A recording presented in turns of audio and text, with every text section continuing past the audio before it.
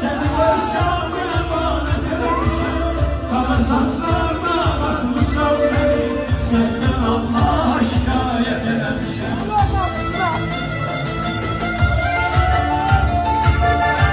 Həsrətin versə də işgəncə zülüm, intizarın məni qoymaz ki ölüm. Olduğun yerdə dayan gəlmə gülüm, daha sensiz ziyanət eləmişəm.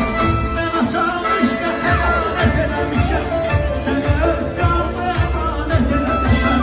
Qara saçlarına baxmısan məni, səndən Allaha şikayət eləmişəm.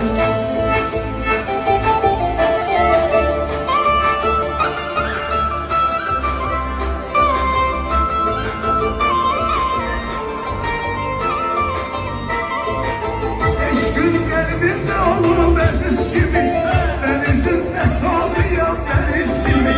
Gözlerim dalgalanan deniz gibi, ben de baktıkça ibadet eləmişəm. Gözlerin dalgalanan deniz gibi, ben de baktıkça ibadet eləmişəm. Ben açan işte heyanet eləmişəm, sənə öz canımı emanet eləmişəm. Qara saçlarına baxmısan məni, səndən Allaha şikayət eləmişəm.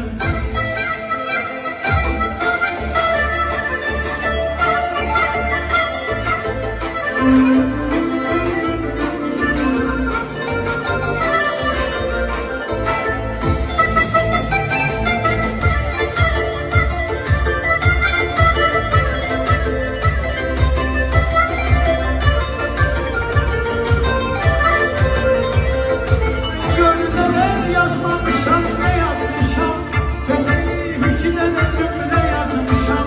Öz hayatım adını evde yazmışam, sen olan yerine davet eləmişəm.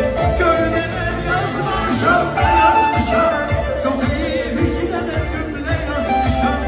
Öz hayatım adını evde yazmışam, sen olan yerine davet eləmişəm. Suyum havam çöreğim tuzum nasıl, güneşim ayımda ulduzum nasıl. Ben senden ibaret eləmişəm, ben açan işqa xəyanət eləmişəm. Sənə öz canına emanet eləmişəm.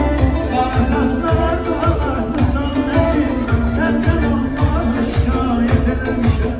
Yüreğim hele de vurur yorulmayayım, yüreğim hele de vurur yorulmayayım. Deyim ki dizin sana vurulmayayım, başka bir barada səhvim olmayayım. Bircə sevmeyle kabahat eləmişəm, başkasının eşkə